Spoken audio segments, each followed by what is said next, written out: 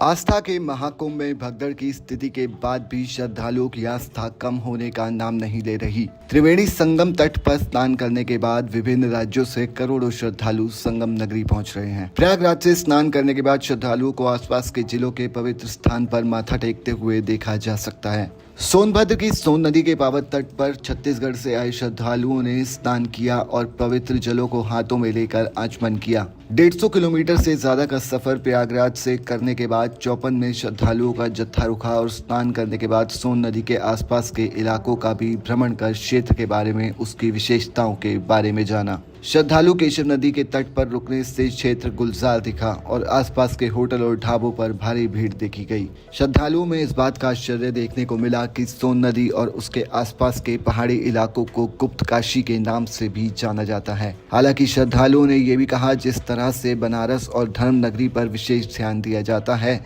उसी तरह सोन नदी क्षेत्र गुप्त काशी का भी विकास किया जाना चाहिए। श्रद्धालुओं ने कहा, सांसद और विधायक और प्रशासनिक अमले को क्षेत्र के धार्मिक स्थलों पर विशेष ध्यान देने की जरूरत है। प्रयागराज से लौटे श्रद्धालु संत राम साहू ने कहा कि प्रयागराज में सरकार द्वारा भव्य महाकुंभ का आयोजन किया गया और व्यापक सुरक्षित व्यवस्था सरकार की तरफ से की गई। अफवाहों पर ध्यान न दें। जिस हिसाब से करोड़ों की संख्या में भीड़ वहां जा रही है, उस हिसाब से व्यवस्था चाक चौबंद यूपी सरकार की तरफ से की गई है। हमें वहां की व्यवस्था को देखकर अच्छा लगा। क्या नाम है? संतल साहू। कहाँ से हैं? उमेश्वर प्रेमनगर। प्रेमनगर किस स्टेट से हैं? सीजी छत्तीसगढ़ से। छत्तीसगढ़। जैसे कुंभ नहाने गए थे आप लोग, यहाँ पे स्नान ध्यान करने आए 54 में, क्या वहाँ कोई दिक्कत हुआ आप लोगों को? नहीं, कोई दिक्कत नहीं हुई। व्यवस्था वहाँ कैसी थी? व्यवस्था ठीक है।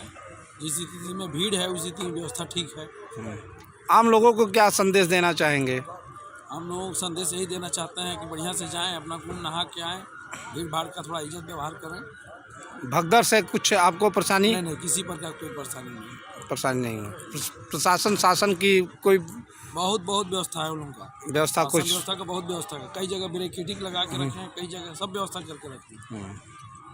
वहीं श्रद्धालुओं ने ये भी कहा कि ये स्थान गुप्त काशी के नाम से जाना जाता है। आसपास कई पवित्र धार्मिक स्थान हैं और सरकार को अन्य धर्म नगरियों की तरह सोनभद्र का भी विकास करना चाहिए। Bureau report, dynamite news, Sonbhadra.